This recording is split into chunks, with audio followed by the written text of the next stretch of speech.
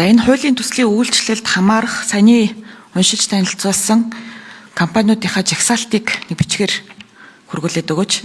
Тэгээд мэдээж хэрэг төрийн өмчит компаниудын засаглалыг сайжруулъя, одоо байгаа хууль тогтоомжтой нийцүүлэе гэдэг үндсэн зорилготой бол санал нэг байна.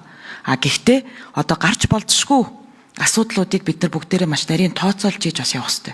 Тэгээд тухайлах юм бол одоо Эрдэнэ төлөвлөр за Эрдэнэ төлөвлөрийн тухайлсан одоо кейс дээр энэ одоо өөрчлөн байгуулах процессыг ер нь хууль санаачлагч юу гэж харсан юм бэ? Ямар арга хэлбэрээр одоо өөрчлөн байгуулагдах юм? За тэгээд үүнээс одоо гарч болзошгүй ямар эрсдлүүд байгаа юм гэдгээ бас яг нэг тодорхой кейсэн дээр тайлбарлаад өгөөч. Сайн зураг шүү. Энийг засгийн газар хэрэгжүүлнэ. Тэгэхээр Эрдэнэт өөрөө өмнө ч гэсэн хийхээ гал байсан.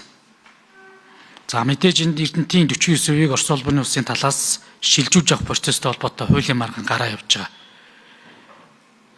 Энтэй ч холбоотой зарим энэ хуулийн этгээдийн хэлбэрийг өөрчилж явсан байхыг үгүйсэхгүй. Гэхдээ надад байгаа зүгээр сүүлийн үед сонссон мэдээлэлээр энэ хилцээрүүдэд үргэлжлүүлээ дуусгах юм байна гэж ойлгосон.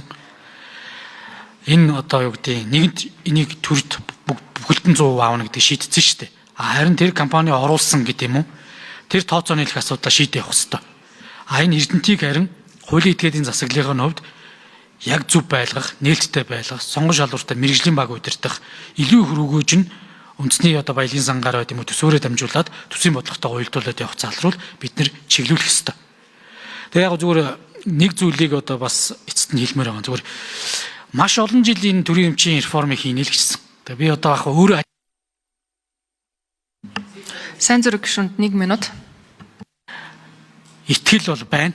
Тэгвэл аливаа бас хуулийг батлуулах цаг хугацаа товыг бас тэр энэ тэдийд гэж бас хэлэх болцоогүй байгаа учраас л ийм арга хэмжээг наад захын одоо арга хэмжээг авъя л гэж.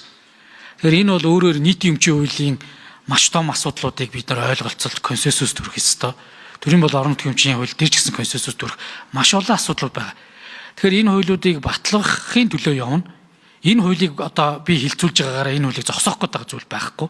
Аль болохоор яваасаа гэж бодож байгаа байхгүй. Тэгээд тодорхой хэмжээнд энд бас түрэн Батнайрам гишүүн хэлж байна. Олон жил ярьсан мөртлөө чадаагүй байгаа. Гэхдээ энэ парламент чадах гэсэн одоо итгэл байгаа боловч энэ зарим асуудлуудыг өнөө маргааш шинж гисэн өөрчлөлтийг хийгээ явах ёстой л гэсэн ийм байдлаар бас хуулийн төслийг бас харж хилцүүлж байгаа шүү гэдэг зүйлийг бас хэлмээр байна.